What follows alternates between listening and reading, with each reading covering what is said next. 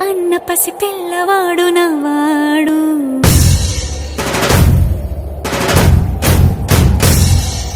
విడుముండోడు అని ఊరు వాడ అనుకున్న గాని మహారాజు నాకు నవాడు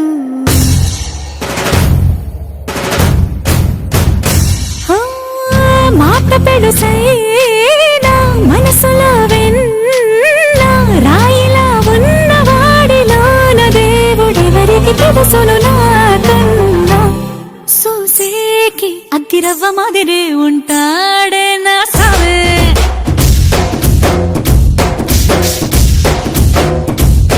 మెత్తాని పత్తి పువ్వుల మరే సంటాడే నా సావే